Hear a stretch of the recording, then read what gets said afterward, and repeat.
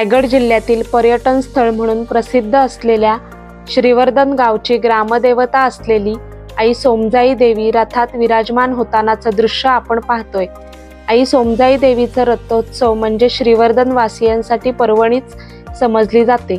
आज रात्री 12 वाजता देवी रथात विराजमान झाली असून आईच्या दर्शनासाठी भाविकांची उत्सुकता शिगेला पोचलेली दिसत आहे। इतर मंदिरांप्रमाणे श्री सोमजाई मंदिरात देवीची मूर्ती नसून 0.15 मीटर चौरसाकृत चांदीच्या पेटीत एका सुपारीच्या आकारा एवढा निळसर रंगाचा शाळीग्राम आहे। या शाळीग्राम रूपी वास्तव्य असलेल्या सोमजाई देवीचा काही ठराविक सणासुदीला साज चढवला जातो।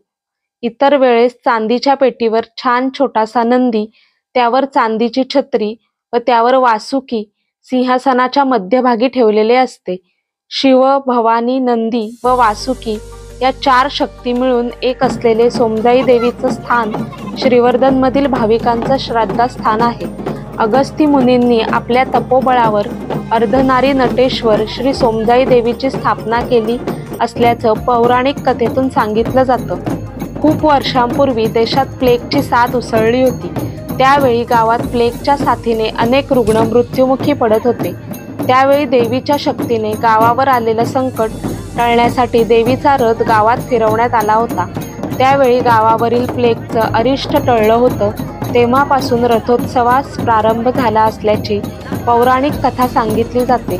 त्यामुळे वर्षातून एकदा रथोत्सव निमित्ताने आई सोमजाई देवीचा चढणारा साज व मुखदर्शन घेण्यासाठी भाविक रात्री 12 वाजता मोठ्या प्रमाणात गर्दी करत असतात।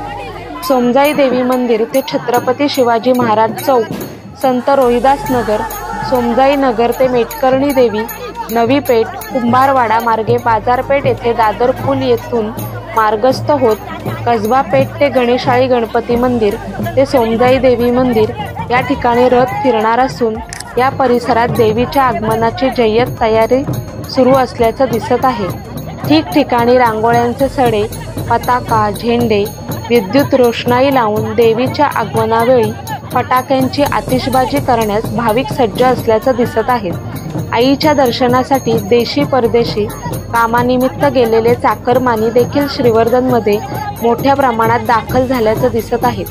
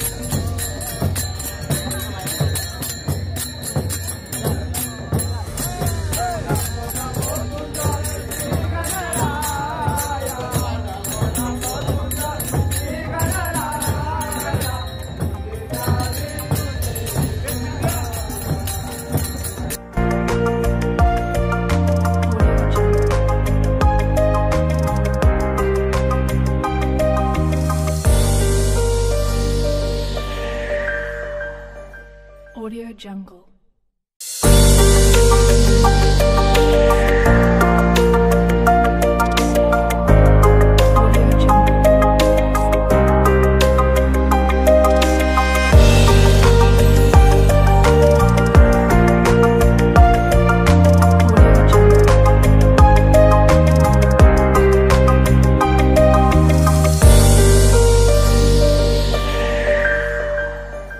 Audio Jungle.